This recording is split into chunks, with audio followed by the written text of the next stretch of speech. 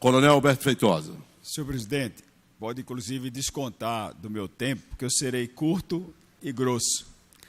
Grosso no sentido, logicamente, da expressão popular, mas eu serei cirúrgico. Senhor presidente, é lamentável que o deputado João Paulo, não o deputado João Paulo Costa, o deputado João Paulo Lima, tenha saído. Porque ele vem com mais uma técnica que Lula, que é o chefe dele, orientou Maduro a fazer, usar narrativas. Pois bem, Renato, ele leu um texto de um não sei de quem, que vem com a narrativa que Maduro é um ditador pobre. Desde quando Maduro é pobre?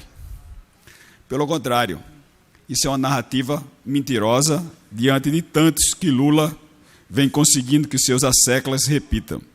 Está aqui, bem claro para todos, que duas matérias a nível internacional já mostram que, enquanto a esmagadora maioria venezuelana vive na miséria, os governantes e suas famílias e seus apoiadores desfrutam de luxo e riqueza extrema. Inclusive, um ex-banqueiro suíço fecha a delação premiada sobre a fortuna da família Maduro.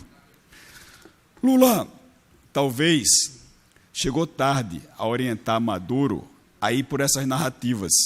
Lula, que teve narrativas de tanto sucesso, porque primeiro ele imputou à sua ex-mulher, já falecida, a responsabilidade do triplex. Inteligente narrativa. Ia culpar quem? Como já faleceu.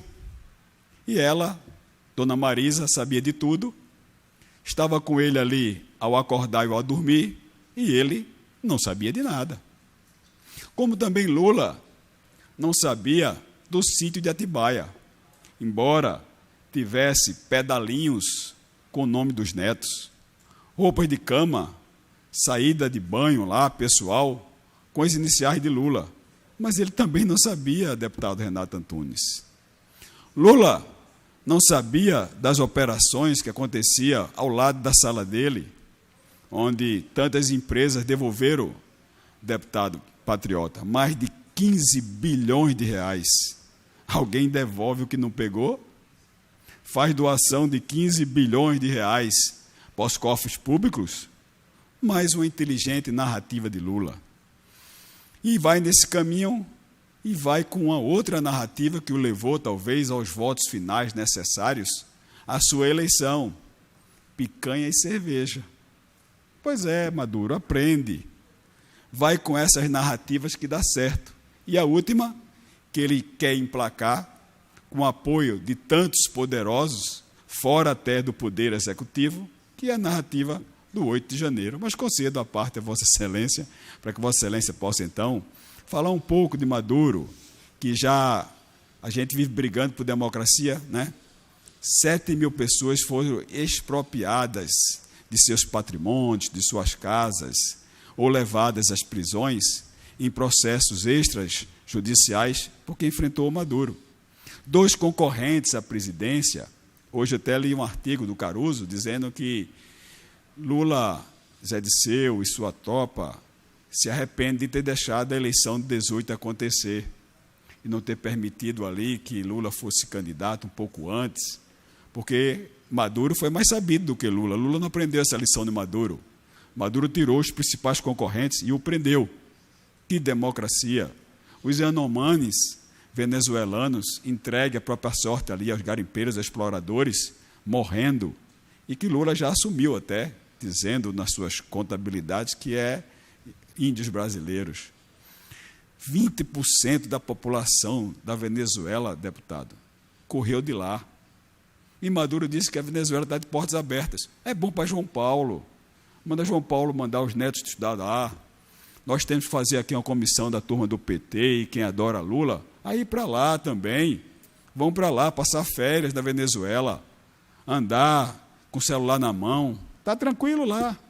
Por que não vão? Então, essa é a realidade.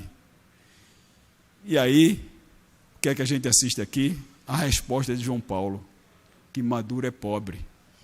Pobre de quê? Pobre de mentira. Conceda a palavra ao deputado Renato Antunes. Deputado Feitosa, Vossa Excelência fala sobre narrativas. E eu confesso que eu estou com vergonha. Vergonha da resposta que foi dada pelo colega João Paulo. Pena que ele não está no plenário. Faltou narrativa para o deputado. Não vou dizer que faltou inteligência, porque ele é inteligente. Mas não tendo o que falar, é melhor ficar calado. O deputado falou que o Maduro não trouxe bolo de mandioca para cá. Mas, na verdade, ele não traz nada, ele leva do Brasil. Levou 2 bilhões de dólares. E Lula não falou se ele vai devolver ou não. Enquanto o Brasil sofre... Me permita atrapalhar a vossa Fica parte. à vontade. Na verdade, a Venezuela deve ao Brasil mais de 16 bilhões de dólares. A Venezuela veio para cá e o próprio Maduro olha para a cara de Lula dizendo que Lula está imbecilizado.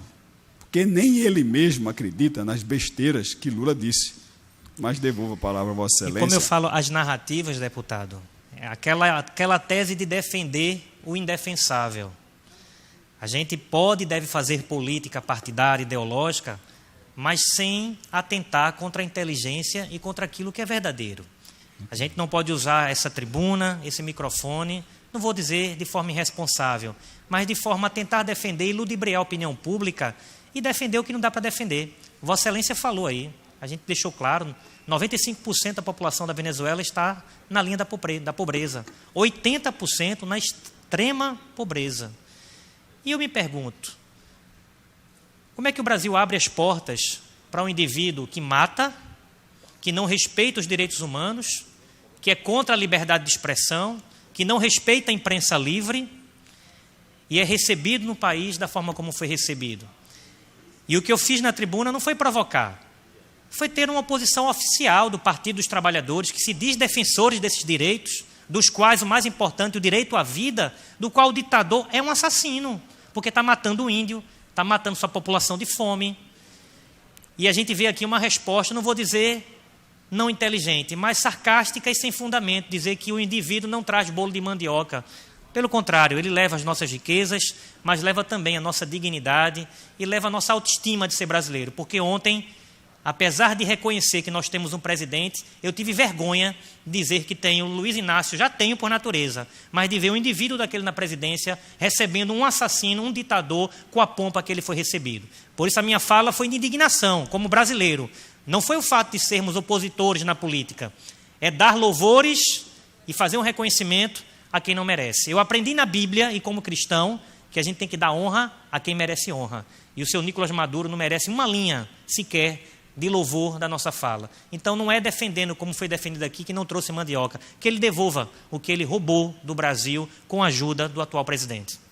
Eu incorporo a parte de Vossa Excelência e quero dizer a Vossa Excelência que o Partido dos Trabalhadores não veio aqui e foi muito pouco no Congresso Nacional e no Senado defender Lula, porque essa posição de Lula, o que me parece que ele já tem alguma deficiência, do ponto de vista intelectual, ela foi, inclusive, contraria a grande parte do Partido dos Trabalhadores, que se apegou tanto no Tribunal de Haia para dizer que Lula era vítima de um absurdo, de uma manobra que o levou à prisão, quando Maduro tem mais de 2.000 processos no Tribunal de Haia.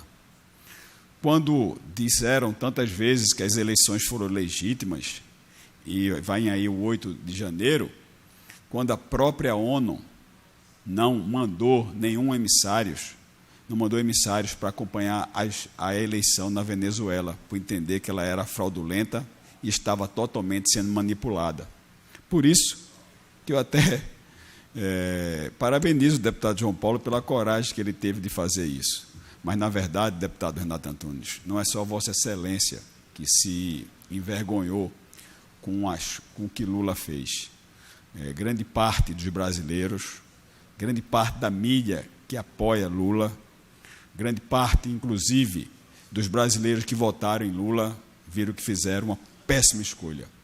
Que as narrativas colocadas por ele, embora tenham tido sucesso, elas estão bem próximas de sucumbi-lo.